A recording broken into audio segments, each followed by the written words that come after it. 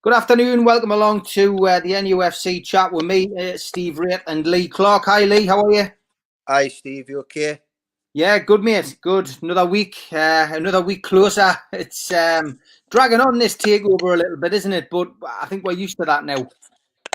It is, but me and you have been talking, and I think it was good when we heard Richard Masters speak over the last few days, the chief executive of the Premier League, and he said the timing scenario is not an issue, which me and you have already mentioned on this show of previous Saturdays by saying there's other issues for the Premier League to sort out, and Newcastle United's takeover won't be priority on that list. And he just come out and said that the timing wasn't an issue. All the processes are being followed properly. They're checking everything over. And so he couldn't confirm whether it was going to be passed or whether it wasn't. I think that's the right way about it.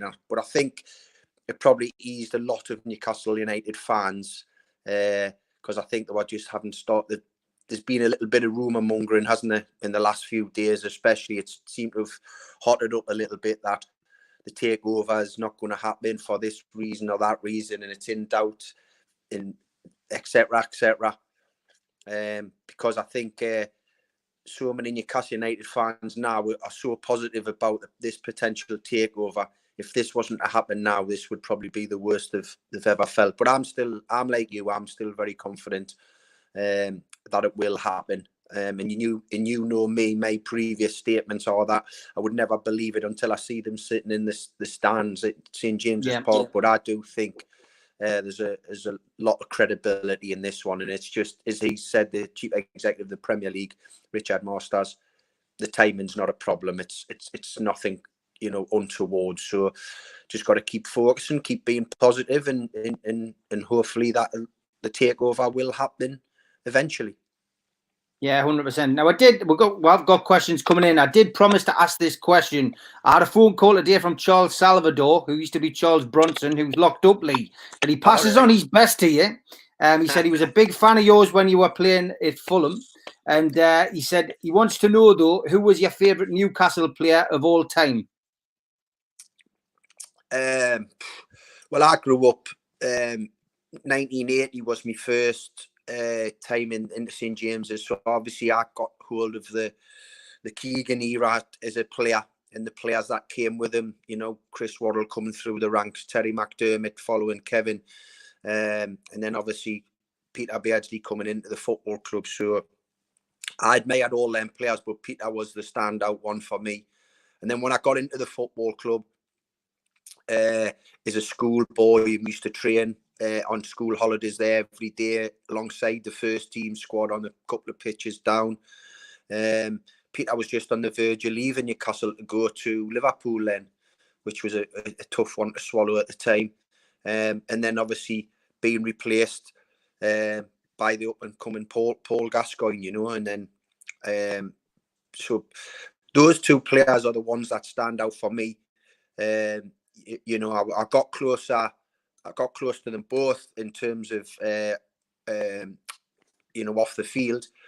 I got the chance further in my career to play alongside Peter and realised he was even better when you played alongside him than he was when you watched him as well.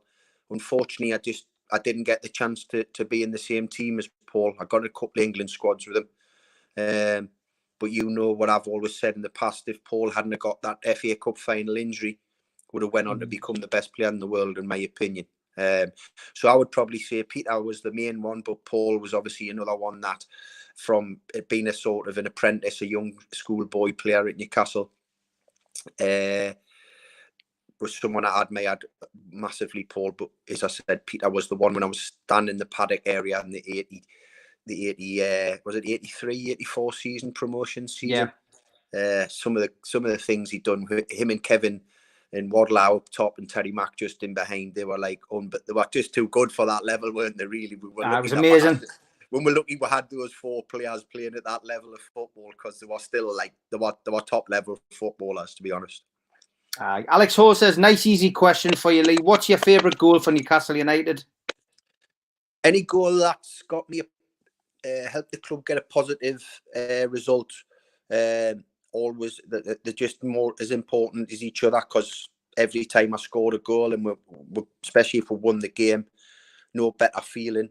If you need to put a gun to my head, it's, you know, even though you never forget your first, but it doesn't mean a lot to us because we lost 2-1 at Wolves.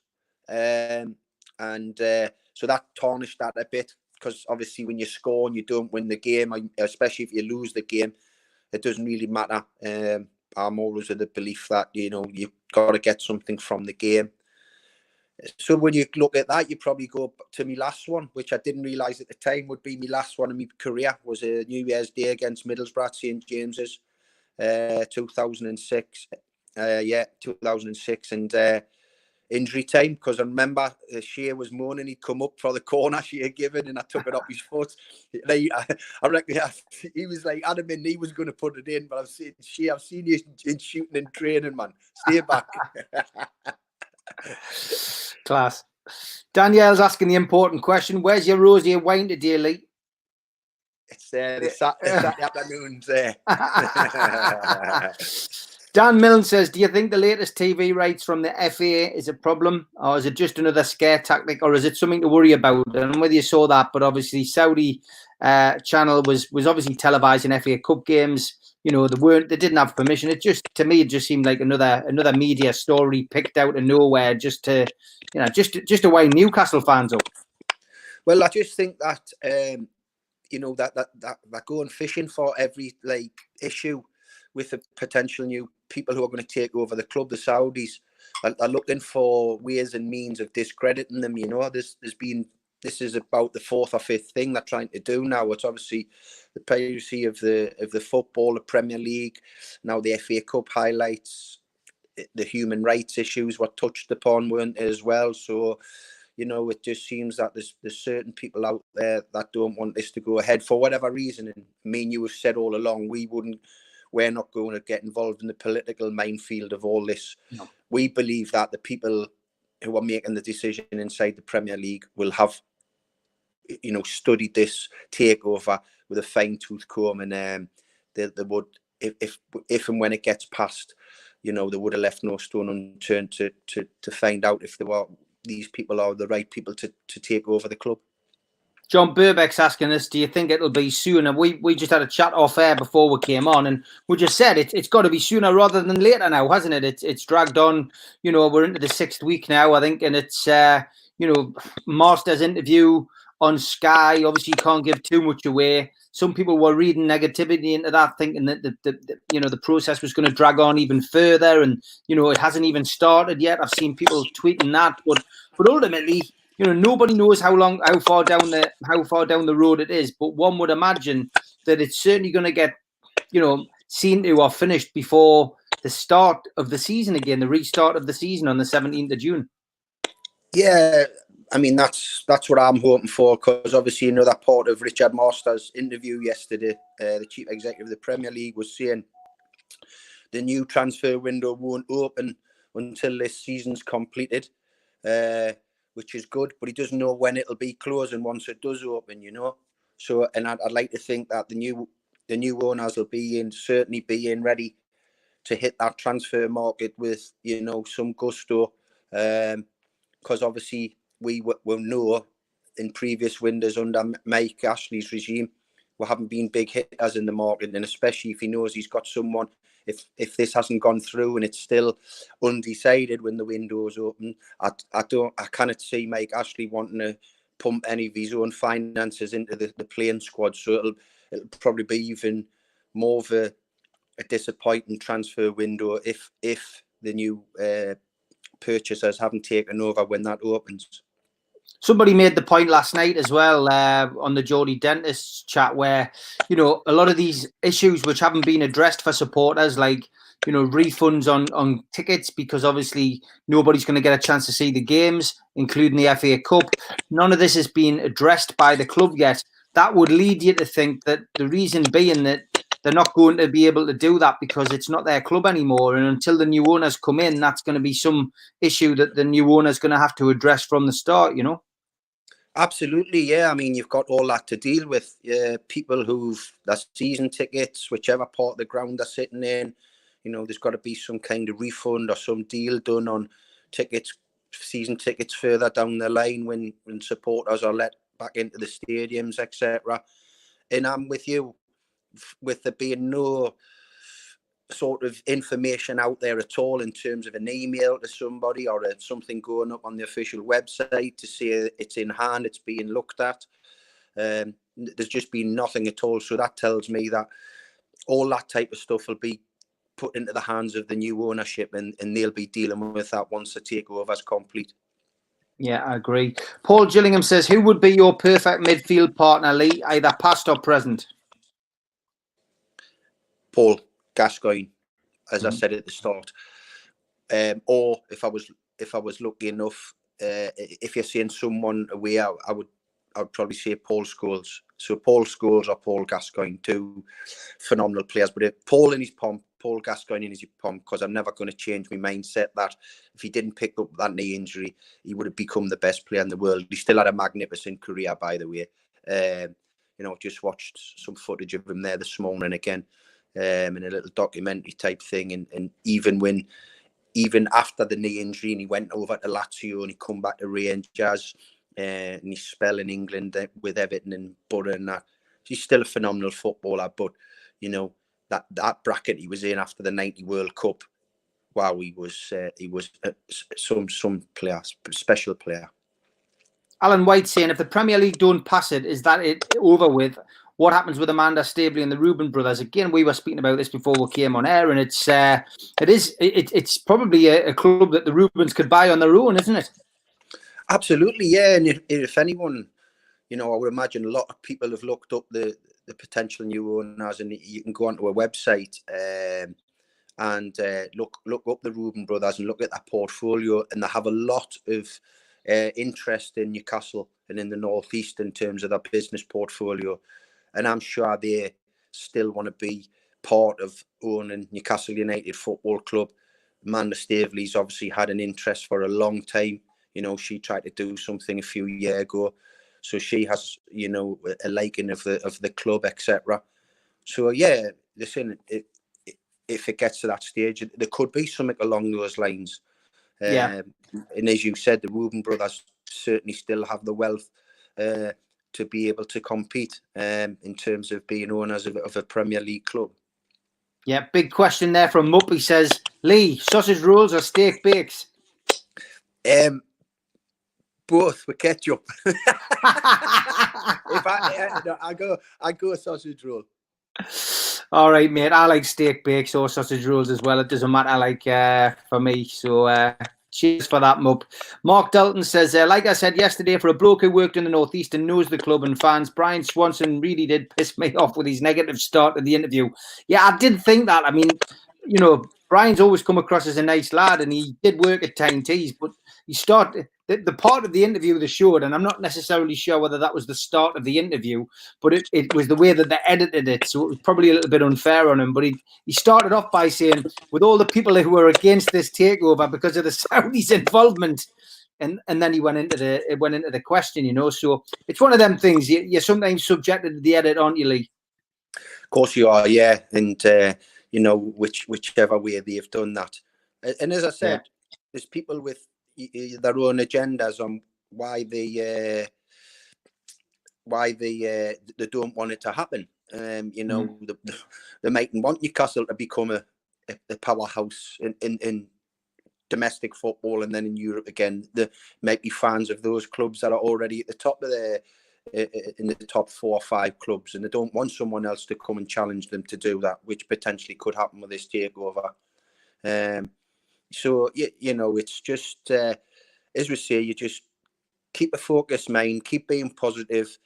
It's the furthest down the line we've been in terms of a takeover. We know the owners accepted the deal, the current owner, and the Premier League are just doing the job they've got to do in very uncertain times. And I think that's all combined to make this takeover drag on a little bit. I've said it from the start, and I don't change my views on that. This COVID-19 has just put so many normal things just on the back burner, and I think that's what's happened here, unfortunately, for Newcastle fans. Yeah, Mark Young says, Nash told me mother about your thoughts on the £4.50 wine from Sainsbury's. She bloody loves the stuff. Our words were, that footballer was right, that wine is bloody delicious. I told you. See, don't be running out getting all the expensive gear and think you've got a top bottle of wine. Got to check it out. £4.50, best money spent. Classic, absolute classic. I'm told you're going to have your own wine show by the end of this takeover. Tom Lynch says, what was it like as a player hearing Kevin Keegan had been appointed manager in 1992? Oh, listen, it was tinged with a little bit of sadness because I had obviously a massive, in a great relationship with Ozzy Ardiles. We got on really well. We're still very friendly now. Still speak to him regular. But like I said, I was brought up. My first, the Keegan era as a player. I knew what he'd done to the club as a player. He was a superstar. He's the first real superstar of British football. And then when he came back, once obviously I got over the disappointment, because you're disappointed when your manager loses his job, because you do feel like you've contributed to that factor, because you've been in the team he's picked that haven't got the results required to keep him in the job. So I thought it was a master stroke from Sir John and the staff behind him to bring someone like Kevin as their first appointment after they had taken over. It just galvanised the whole city again, like what he'd done when he was playing, and it just took off. It was unbelievable. We stayed up that season, and the club never looked back really. When you look at it, just continued to improve, and in all aspects. And it was just he didn't disappoint, and Steve, that's why I get sometimes a bit frustrated and a bit disappointed that there's nothing around the ground, there's nothing around the St. James's Park area that captivates Kevin, in terms of something there, a statue or some kind of notification of what he achieved with the football club. You sometimes forget that he was a very, very successful player and manager, and not many people can do one, never mind both of them, for a certain football club. Was it the celebration from when we won the championship? It was an anniversary a couple of days ago, and I've kept getting sent, I think it was yesterday, kept getting sent footage of the famous bus journey on the open top bus. And the amount of people that were there, we'd only won what's now the championship. Saying to people who were saying it, I was putting back in the text, imagine if they went on to win the Premier League or the FA Cup, be scary. There was nearly 500,000 people lined the streets that day and the Civic Centre when Kevin addressed them. And I remember him saying in his address to them that he stood on the Civic Centre balcony in Liverpool after they won the European Cup. And without being disrespectful to Liverpool fans, there wasn't as many as the Newcastle fans turned out there in 1993 to see we get promoted, and made the hairs on the back of your neck stand up. It was good for me to see because I couldn't remember it because I was absolutely blotto on the bus. So John Hall was having to keep telling Kevin to keep a hold of it. Thought I was going to go over the top with a trophy. Brilliant. Kenny Trainer says, so is this right? You were the joker in the dressing room. What's the best, worst practical joke you played, and who were they on? Nah, I was one of many. We had a great dressing room camaraderie. We had fantastic characters. We loved to laugh. We got on great, and we knew when to be serious and get ready for the serious stuff. And we've done various things, cutting the fronts off Tino's socks, so when he pulled them on, they went all the way past his knees, and cutting the arms off his Disney World shirts where he had Twitty Pie on the pocket and stuff like that. He used to put his shirt on and there was no arms left in it. I remember we had a little spell at the hotels where the little eyepieces and the doors where you knock and you can look and see who it is. We used to unscrew them and knock on the door, and when one of the lads looked, fire a fire extinguisher through. Philippe Albert was in the end of that a couple of times. So all practical jokes, all a good laugh. We had a fancy. Honestly, this is unbelievable.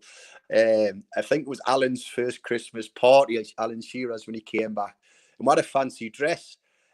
Christmas party in the city centre, and what we've done is we had a couple of beers somewhere and we walked into town and we got round in a big circle in Monument and bought a football at one of the sports shops, and we played keep-me-ups in the Monument, the big circle with Newcastle players. Alan was dressed as Terry Mack. Me and what were Fred Flintstone and Barney Rubble with their heads, and we're keeping the ball up. You can see people looking and thinking, sure, that's the Newcastle players, and we're all like booting this ball around. Darren Peacock was a big pink pussy cat or something like that. It was absolute. You're thinking to what you are doing then. I mean, and that was just the lads. We had a great laugh together. That's why when you know the lads, when you speak to the likes of Les Ferdinand and David, and I mean Tino's just crackers, and anyway he'd be all right anywhere he goes, But they loved the place because they loved the camaraderie and the way we're together. And as I always say this, we looked after each other strongly, but if we needed to fall out with each other in terms of having a pop at each other on a match day, 3 o'clock till 5 to get the result, we weren't afraid to do it because we knew that winning games made we even more happier, losing them made we unhappy. So we just, it was brilliant. Yeah, good stuff. Mup asks another question. He says, England to win the World Cup or Newcastle to win the league? Pick one. Well, it goes without saying, Newcastle to win the league. It's our club, isn't it? We want them to be successful, without a shadow of a doubt. Cooperman wants to know, who do you think would win in a boxing match between Roy Keane and Shearer? I think they both get disqualified for going after the bell and such like that. I'm not sure they'll stick to the proper boxing rules, the two of them. I think there's a little bit of naughtiness between the two of them. There's a bit of history. David Harrison says, should the stands be renamed, and which one do you want your name on, Lee? I'd take any. That would be that would be dream come true stuff. I'd take any of them. And I think they definitely should be. They should, we talked about this last week, didn't we, about ex-players from all the different eras being brought back into the football club to do many different hospitality jobs, whether that's in the executive hospitality boxes, the lounges, go into the bars behind the stands and mingle with the fans before and after the games there. I seen it happen at Spurs, and I went to Spurs' new stadium to watch them in Champions League earlier in the season. I was blown away by the stadium, but I was more impressed by what they'd done for the experience of the fans. The fans got there early. There was ex-players from all different eras in their Tottenham suits and that, mingling with them, having a beer or a glass of wine or a Coca-Cola. And then after the game, they were staying for an hour and a half, 2 hours after the game as well, because the players were there and the current players would come up in there. So the club was getting the revenues as well from obviously the drink and food consumption by the fans. And they felt like being real Tottenham fans, I would have thought. And I think Newcastle can do that. The Newcastle fans would love to be, don't have to be going paying fortunes in hospitality, even with their season tickets, wherever they sit. Say, for example, in the Gallagher end, go in the back of the stand there where one of the bars are and get a couple of ex-players from different eras coming in and mingling with people, having a bit chat to stories and the crack from the old days, or what are the things going on currently. And it would make a massive difference, and it makes the ex-players feel a little bit important as well, which they should. If any era, if you've represented the football club, you should be able to, you tap into that. Because, the other clubs are, and it's working brilliantly for them. The Manchester Cities, the Liverpools, the Tottenham Hotspurs of this world. It's working brilliantly for them. And the relationship they're starting to get with their supporters in the club is very, very strong. And that's what needs to be rebuilt massively at Newcastle. I agree, mate. Yes. Steve Hutchinson says he'd sign Peter Beardsley now, put him on for the last 5 minutes. He's definitely got 5 minutes in him. That will be 5 minutes of brilliance. Well, I've got to be honest, like every time he plays in things like the Pavel Cup, he makes one agreement, and that is that he doesn't want to be, substituted. He doesn't want to come off. So he's never lost it, has he? Like, he loves playing five-a-side, and that's still Peter. He's insatiable. He's got an insatiable appetite for football. Well, Peter, he'd be in the age he is, but I tell you what, if you give him time on the ball, even at his age now, when he had time on the ball, he'd be picking out some of these attacking players he played alongside. you know, with sublime pass, or putting one in the top corner from 25, 30 yards himself. He's got ridiculous ability. You know, and many great number 9s who've played alongside him loved having him alongside him, because Peter was very unselfish. Even though he got a great ratio of goals, Peter was very unselfish and could play that final pass on a regular basis to make the number 9s get the goals. Derek Turnbull says, Messi or Ronaldo, Lee? I hate this question. I honestly hate this question, because they're both phenomenal. Honestly, it's like, and you think people probably say you're bottling it because but just kind of separate it. You know, I think when I get it asked, I probably change my mind with each question. Yeah. So one time I'll say Ronaldo, and next time Messi. You know, Messi he just like is the best. You know, when you sometimes play for the school when you're little, and there's always a good player who just like dribbles past the whole team. Messi does that like in Champions League, but then Ronaldo does it, and then you see Ronaldo as he gets older, he makes a new niche for himself. So he's playing as a striker the last few years, and he does all them skills and the strikes and the ability. And then you see him leap. He's got this outrageous leap to score fantastic headers. And you're thinking, well, he's just got the lot. And you watch the footage of the two of them, and it's great because, you know, people think that's all they're about, the silky skills, but you see how hard they work as well at being that. Today, yeah. I'll say Ronaldo, but if you ask us again, and now I'll probably say Messi, because I cannot separate the two of them. And by the way, how lucky, you know, so you look. Sometimes you get lucky and you see one phenomenal player during your era when you're watching football, or you lucky enough like myself to play. Them two, the way, I mean, the goal records, the records they've broken, the amount of goals they've scored is just phenomenal for two individuals to do that.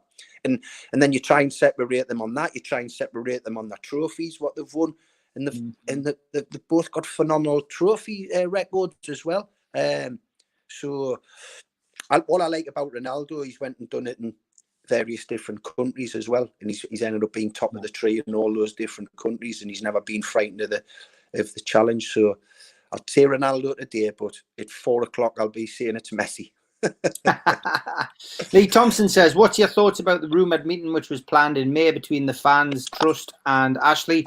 I saw that it was taken from an interview, I think, with Alex Hurst, who's the chairman of the Supporters Trust, saying that they were hoping to have a meeting with Ashley, and you know, we know what Hope did. Like, I could never see that happening. Mike Ashley doesn't meet anybody, does he really, unless he wants to meet them? Well, it's never happened before, has it? So it would be certainly something that's never been done. I mean, so was that like confirmation from one of the supporters? It's the chairman of the trust. He was on a podcast, I think, with the Guardian newspaper, and I think he said that was what they were hoping for, a meeting with Ashley, but obviously it never came about. I mean, it's academic, but you know, look, I think new owners come in. You have the Supporters Trust, which obviously has a 9,000 membership, which, you know, is a high percentage. However, I think what the new owners will need to do is take everybody's opinions, you know, on board. And I think, you know, what they need to look at essentially is, how do you communicate first and foremost with the 52,000 people who are going to the ground? You know, how do you cope with, how do you contact your season ticket holders? And I think, from my perspective, that must be one of the easier ways of doing it. If you have a question which you want to ask your football supporters who are all season ticket holders, and let's say 40,000 for argument's sake are season ticket holders, 42,000. Well, you have all their email addresses. You have your way of communicating them when you want to make it, you know, tell people the new strips on sale or that season ticket prices are going up. So to utilize that system and then getting a really good idea of what people's views are on whether you wanted to change the name of the ground, you know, by incorporating a new sponsor, whether you wanted to change the badge, what do you think of the new strip design? It's not rocket science, Lee. Those people who are paying their money, you know, each and every season up front, you know, it would be fair to give them an option. And then after that, communications with other supporters groups, you do it. I mean, the fans forum was slated by a lot of the people on it, but if you have the fans forum, you know, once every 2 months, where fans representatives from different groups get a chance to go in and meet whoever the chief executive is and chew the fat about different issues. That's the way forward. It's not rocket science to communicate to people, is it really? Absolutely not. And I think that's been the massive breakdown over many years at Newcastle. And, you know, that's hopefully one thing that will be totally improved on. And as you say, you know, the various different groups that are out there, you know, get a couple of from each group to come in and speak with either the new owner, the chairman, whoever it may be, or a chief executive if someone's appointed. And yeah, put forward ideas. And, you know, because ultimately, you know, football's nothing without the fans, and nothing at all. So you've got to get that relationship back again. You've got to get that strong bond where the ground's bouncing, because everyone's looking forward to the match day experience again. They're looking forward to supporting the players and supporting the management team, whoever that may be, and the ownership, and everyone's just going in the same direction. There's been you know, there's been too much, and certainly during Mike's era, too much things going on behind the scenes. And it's been difficult at times, I would imagine, to being a player in that environment as well. Because obviously, not saying the fans haven't backed the players, they have. They've given the players everything. But when you know, sometimes when they've had the stay away parts and they've tried to boycott the games, and you know, and they've turned on the owner, you know, with the singing and that might get to one or two players, you know. So hopefully that can all be put to bed once the new takeover happens, and everyone can just be pushing on. And as you say, communication between the hierarchy and the supporters is going to be key to all that. Yeah. Dean Richardson says, Clarky, what did Keegan say on the bench when you had your tantrum after being subbed at Southampton away? Right, well, I'll tell you the full story. So it comes in at half-time, and I think we were 1-0 down. Letizia had scored one of his wonder goals. And the gaffer, Kevin, had a little bit of a pop at Rob Lee. Me and Rob Lee were playing in the middle that day. We're playing against Peter Reid, actually. Reid was playing for Southampton that day. And so, you know, he wasn't too happy that he felt that I was doing well, and Rob hadn't particularly had one of his top games that was expected of him. So he had a little bit of a pop at Rob in the half-time talk. So we got back in 1-1. I think Coley scored, and it was going well. And then when my number popped out the toast, as was said, with about 15 minutes to go, I knew, and it was one of them. The lads knew. Peter grabbed me, Peter Beardy, and said, "Just be calm, just get off and don't do nothing silly." So as I walked past the dugout, I booted the bucket, the physio's bucket. It used to be the old metal ones in those days. I nearly broke my toe doing that. And then I stormed down the tunnel, which is in the corner at the Dell at the time at Southampton. And the gaffer chased after us, and it was like when I was like younger, and I'd done something wrong, and my dad was like smacking me backside, and Kevin started smacking me backside, going back down the touchline. Get in that dugout. And I was effing and jeffing, and he was like, "Shut up and get up, watch the game." And then we obviously got beat. I think it was another wonder goal off Letizia. Probably was, because he'd done it every game for it. He had a spell, didn't he? And then we got in the dressing room, and the manager didn't even mention about the result. He just tore strips off us, absolutely battered us. And then we travelled back on the bus, and with about 10 minutes to get back to Maidencastle in Durham, he sent Terry Mack down the bus to say I had to go to Leicester the next night and play for the reserves. So, oh, man. But it was not many people across them and get the chance to stay. So obviously I did that day, but I think what helped us was a couple of days later, I called my own personal press conference where I apologised to him, the staff, my teammates, the chairman and board, and the fans, more importantly. And I think that probably saved us, to be honest with you. I think I would have probably been out the door if I hadn't have done that off my own back, you know. Yeah, fair play to you, Lee.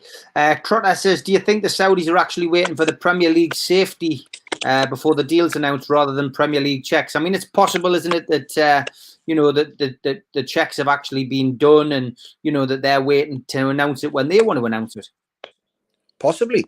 You know, there's lots of possibilities out there why it hasn't been announced. And I think... I just think that it just everyone has to stay positive, you know, keep focused on Newcastle fans. You know, everyone's going to be having an opinion and an agenda. Media, written media, TVs, radios. There hasn't been a lot to talk about, has there, in terms of when the lockdown, in terms of football-wise. So this has been a huge story. It would have been a huge story in any way if it was normality, but it's been even bigger. So everyone will have an opinion, whether that be positive or negative. It just means the Newcastle fans just have to, keep their spirits high and believe it's going to happen. Glenn O'Neill says, with all the opposition against this takeover, it's going to taste even nicer when completed, lads. 2 fingers up to everyone else. That's what I say. Fair enough. I just think it was. I just think it'll be great. It'll be a great feeling once it is completed. There'll be so much positivity, and there's lots to build on. And we've touched on certain things that could happen and should happen.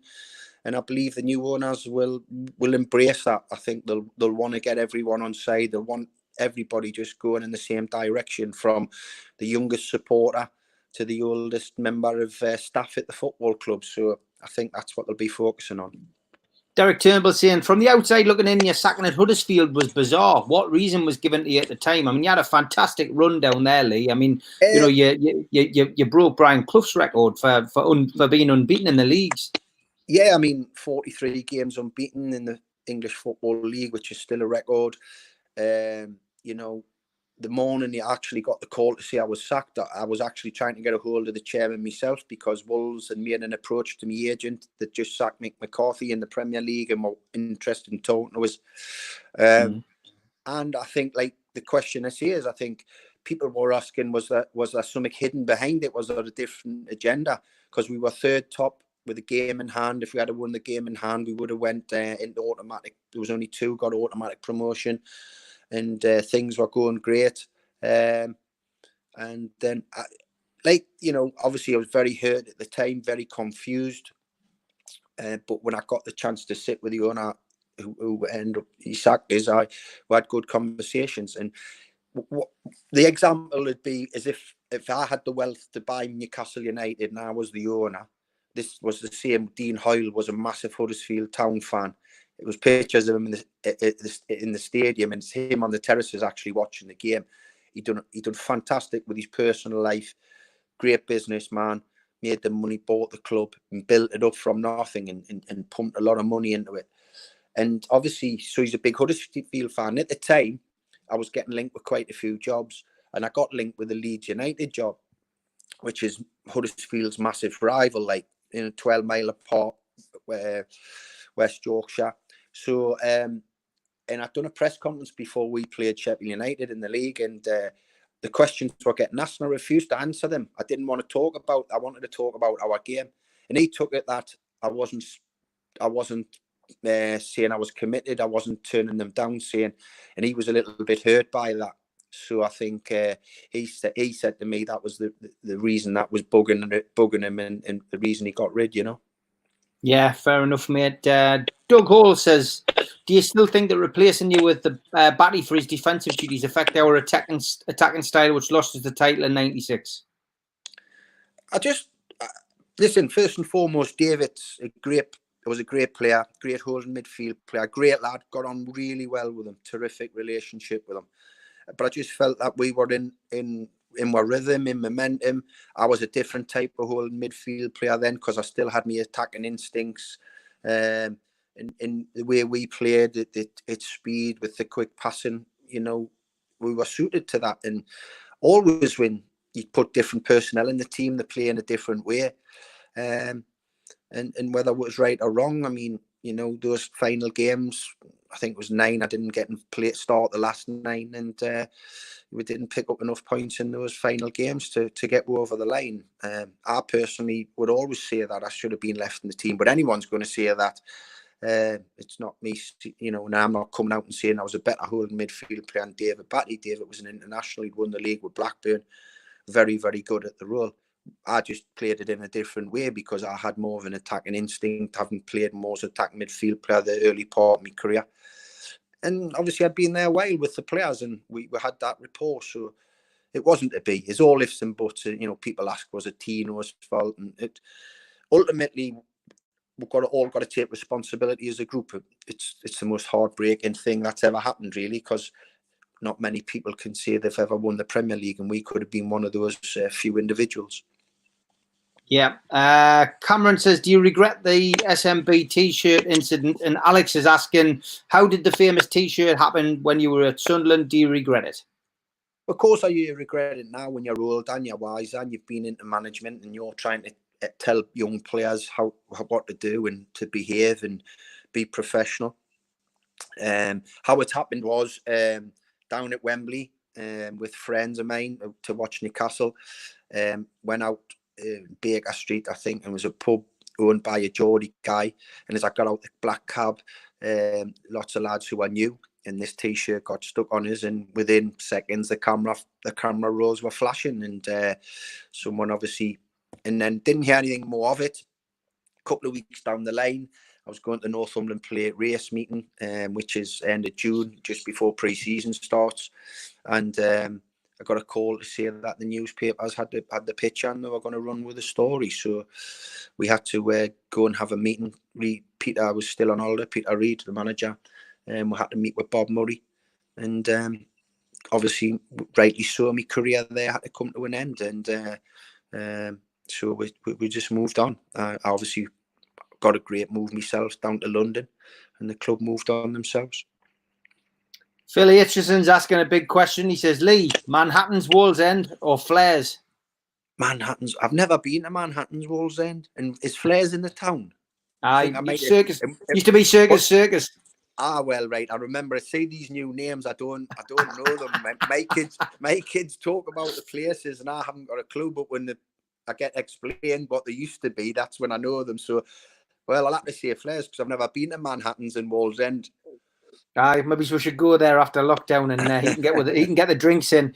Gary Buckham says, I was watching the 1993 parade yesterday, and Lee is pictured with a league trophy. My question is, A, did he take it home, and B, did he melt it down? Well, we've won it since. We definitely didn't melt it down, but did he take it home, Lee? I didn't take it home, and I didn't melt it down.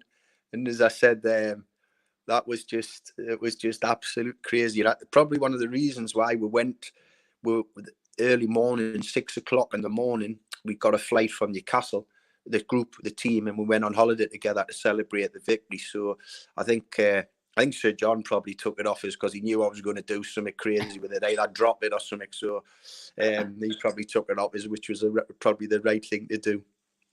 Mark Henderson says, we need Lee Clark as manager of Newcastle United. So much passion, but also very knowledgeable. He can be the agent.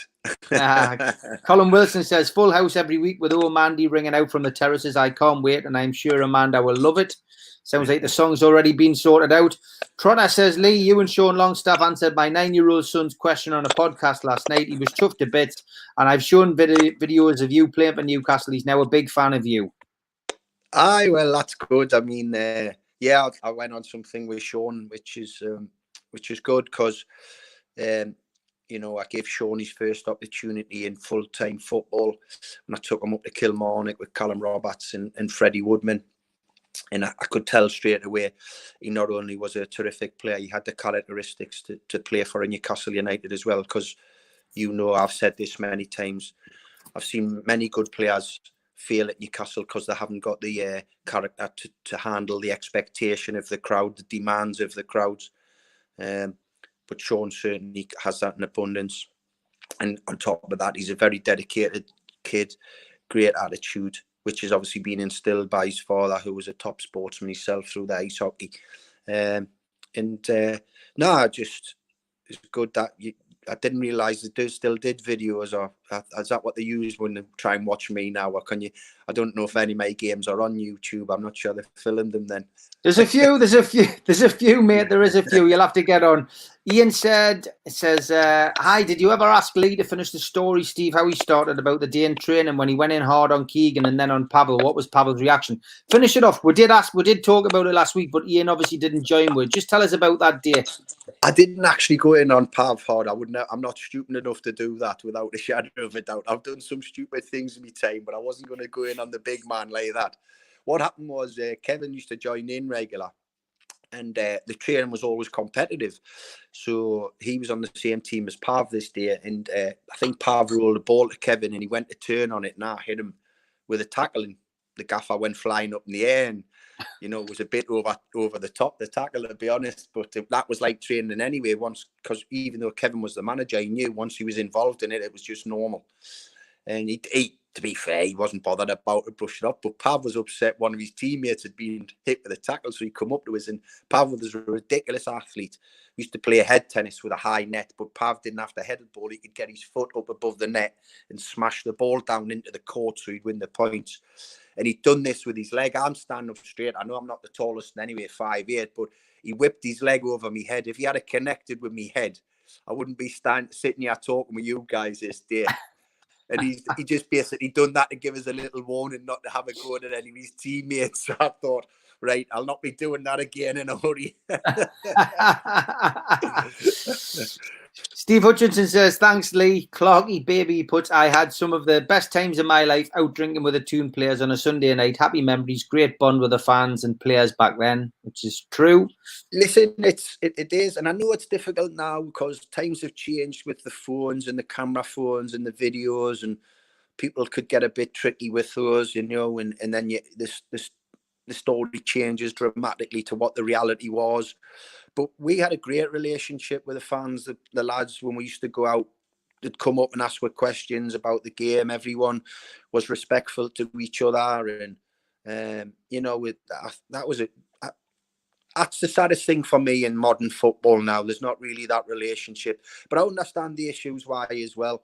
You know, one or two people could spoil. I think majority of them would still be great with the players. They wouldn't abuse that by, you know, putting unnecessary pictures on social media or videos on that don't need to be put there, you know. But you will get one or two who do spoil it for the rest. And but that was a great part for me. And what it made us do as well, you know, if we ever lost a game, which was very few and far between, we had a great record, especially under Kevin. You didn't go out and socialise because you'd felt you'd let your fans down in anyway. So you didn't go out to a bar or a wine bar or a restaurant. You stayed at home until the next chance to win a game, and then you felt like you were back on an even keel then.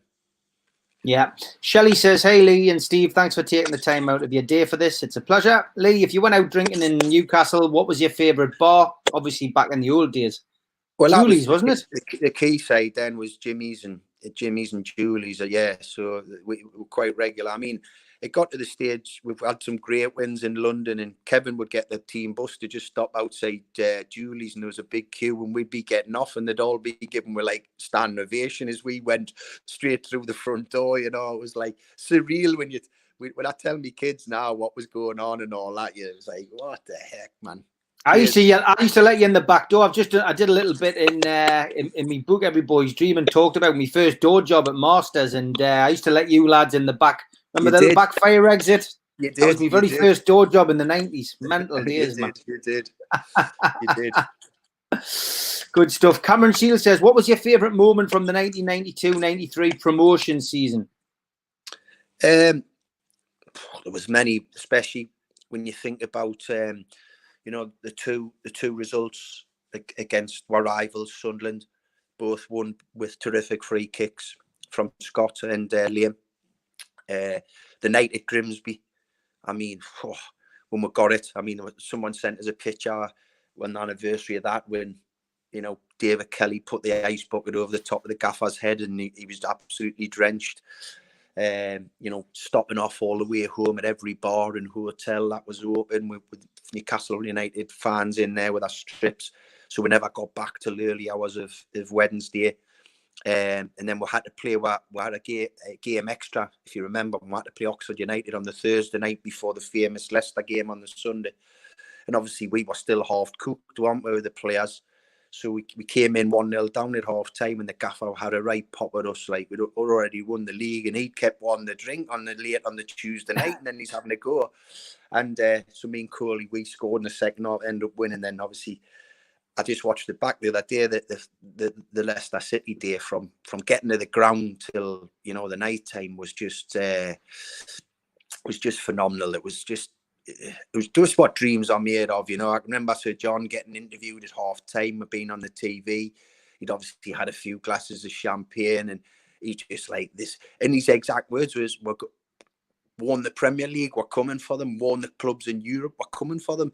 And people probably laughed when they heard that at the time. But when you think about what happened in the next 4 or 5 years, he was right. And what he done is he put his money where his mouth was at the time, and he backed the manager. And so it was, it was just phenomenal times. Brilliant. Great days. Graham Dougal says, speaking of fallouts with Keegan, were you playing or on the bench when Keegan dragged Bez off in the Villa game? Yes, I was. Did you give him any advice? Well, that's what I say. You don't win with a gaffer with Kevin. It was he hadn't even got to finish the sentence. Bears because he ranted back at Kevin a few swear words. He hadn't even finished the sentence, and his number was coming up to get taken off. Brilliant. John Barnes says, Lee, with the players you've played with, give me your best five-a-side team. Edwin van der Sar, Beardsley, Shearer,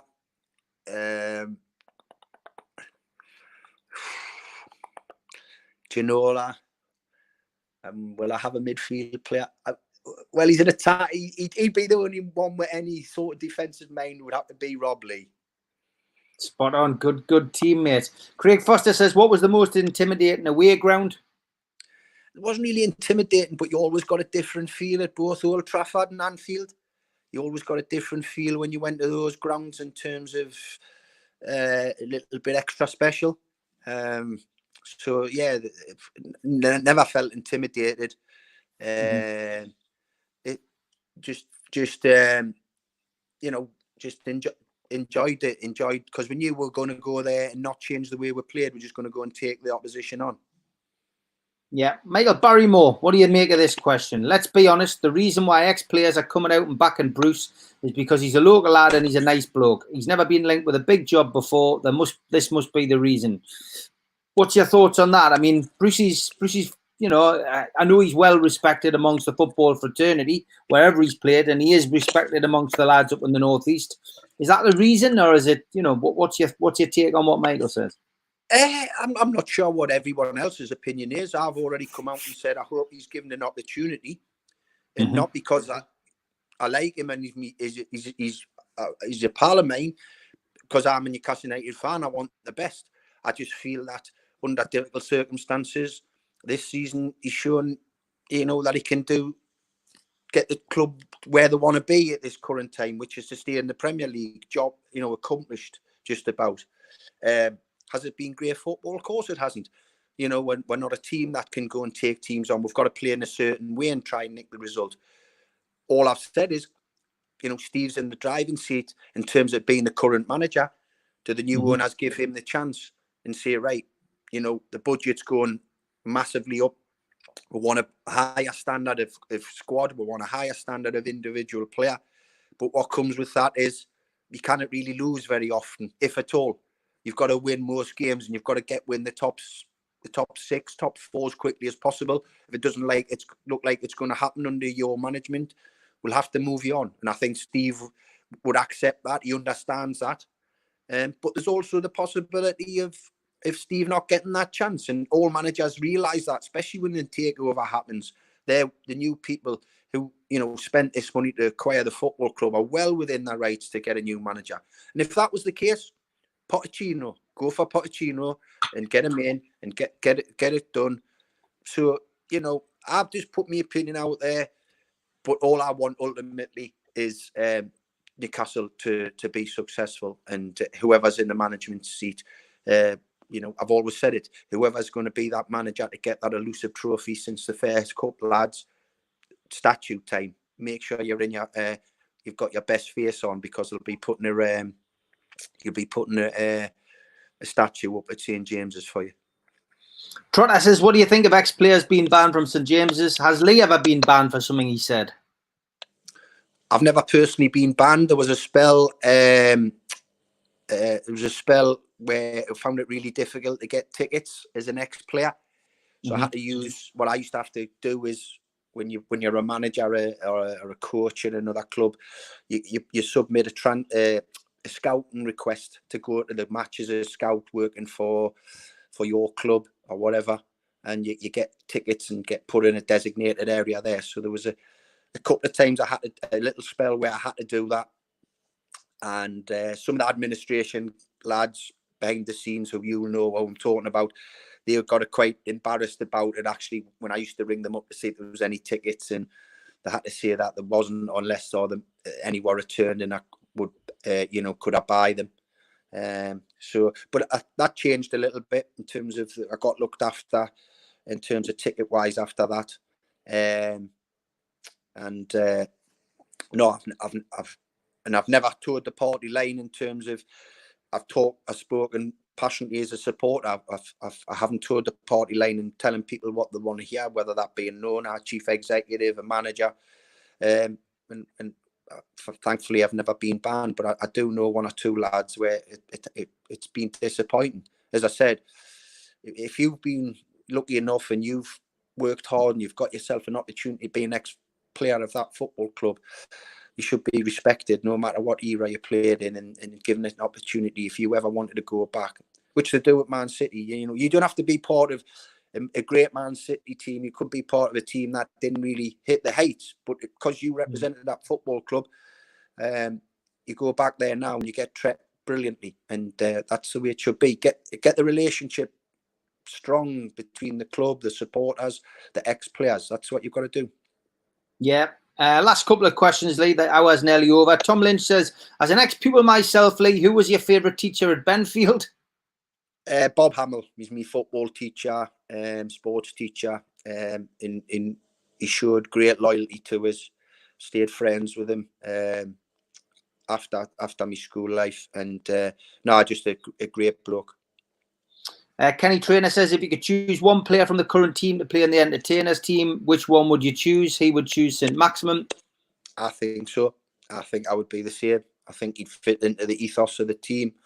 Yeah, definitely. I think he would just smoothly make that transition without a doubt. Mm-hmm. Fungo Freddy, he says, do you think Peter Beardsley should still be a coach at Newcastle? And if so, what would you do with Shola? I'm not sure whether that's a question about Shola as a position that he's in, or whether that's another kind of question. But with regards to Shola, would you keep him on, Lee, in the position that he's in? It was a role which I found strange that he was given that. Is that a role that's common at football clubs? And with Peter Beardsley, just from a coaching point of view, would you have Peter Beardsley back at the club in some capacity? Well, listen, everyone knows my thoughts on Peter. Great man, great footballer. I don't know and I didn't want to know. There's reasons why he ended up losing his job, and it's been well documented. And for what it's worth, I never found Peter and to be that what was he being accused of. That we inclined. Yeah, absolutely. Big on the loans manager at the big clubs. Lots of the big clubs have got them. And it's important because, like I was saying before with Sean Longstaff, when you send players out on loan, it's for various different reasons. One, you think that good young players who you believe one day can be good enough for your first team, and rather than playing under 23 football, get them out playing in an environment where the results what matters. Because whatever league you go into at first team level, all that matters is results. Yes, you want to do it in an entertaining way. Yes, you would love to do it by scoring 4 and 5 and 6 goals every game. But ultimately, it's about winning. And if you don't do it, it costs people's their jobs, etc., etc. And I think that's the way of doing it. You've got to get them out. And you might then want a player who is coming back from a serious injury, and you might want to send them out for a month's loan somewhere to get 5 or 6 games. Say if you're in Newcastle United, you might want someone to go and get 6-7 games in the Championship or something, which you think will be more beneficial than under 23 fixtures. So there's varying degrees, and it's important that when these players are out on loan, someone's there watching them, speaking to the managers and the coaches. They get a relationship with a manager. So take, for example, Elias Sorensen. There's been a lot of debate over have his loan moves been the right moves for them? Why were they chosen? So obviously I've worked a lot, Championship, League One, didn't work in League Two, but I got to know a lot of the managers, the coaches, the chief executives, the chairman, even the owners of these clubs. So I had a good understanding of what type of clubs were out there and what suits certain individuals. So for an example, in Elias Sorensen, if someone had said to me, oh, it's a Blackpool, I would be saying, no, I don't think it's the right way of going for him. He doesn't fit into the ethos of the manager. You know, Gary, I know Gary Boyer well, and we know what Gary looks for in his strikers. And Elias wasn't that type of striker. So I would have been looking to put him somewhere else, for example. You know, and maybe saying to him, don't be too hasty, especially after the Blackpool one. Don't be too hasty on your next, your next loan, because he went to Carlisle and didn't play again. So what you've done there, his confidence levels could be on the floor a little bit. He might, he could come back and he doesn't, set the world alight like he had previously with his goals. So there's all those type of things. I think it's about getting those relationships with the managers and the clubs and knowing which clubs fit your individuals, fit them well, and that's it is a crucial role, because some clubs that don't have these loan managers, the players go out on loan and they just get forgotten about, and they might be living on their own for the first time. Up somewhere different. Take, for example, when Sean came up to Kilmarnock, if he had to just come up on his own, he ended up being in the house with Freddie and Carl, so he had his pals with him. But he could have come up on his own and just been stuck in Kilmarnock's Ayrshire on his own and was getting himself down, and it affects his football. So it's about trying to do all those things. So, that's an important role. So I think that's going to have to be, it's an area that needs to be done better than it has in the past, because it is crucial and it's important. Yeah, good stuff, mate. Listen, Lee, the hour's flown over again, mate, as always, and the supporters are all sending in some great compliments as usual, mate, thanking us for giving up a bit of time and just saying they've had a great crack. And I think a lot of people just like the fact that they can ask the questions, Lee, rather than me asking the questions, which is great. So I'm going to let everybody crack on now. Newcastle Aston Villa just about to start on YouTube, and it's a 6-0 win with an Andy Carroll hat-trick. God, those were the days. So I'll catch up with you next Saturday, mate. Stay safe. All right, and stay safe, everyone. Take care, mate. Bye-bye. Bye. Great to have Lee on as well. No football tomorrow, but we're all going to have a couple of chats. First of all, I'm going to have Gary, the Governor Furby, to talk about unlicensed boxing. He's had over 100 fights, and that's going to be 4 o'clock till 5 o'clock. And then I'm going to be interviewed myself tomorrow about my new book that's now available on Kindle, Every Boy's Dream, which is about Newcastle United. We touch on my meetings with Mike Ashley, Derek Lambias, Amanda Stavely, the relationship with Rafa, and 25 years essentially of being involved in the public eye, looking at the fanzine world, the politics, the infamous funeral march. All of those things are covered in the book. So if you want to have a read of that before you come and join me tomorrow night at 5 until 6 with Neil Jackson, he's going to interview us, then you can get a copy of the book for $4.95, and that's on Kindle now. Every Boy's Dream by Jamie Boyle, and that's a book written about me. Thanks for joining us, guys. Enjoy the Villa game, enjoy the sunshine, and I'll be back tomorrow. Take care. God bless.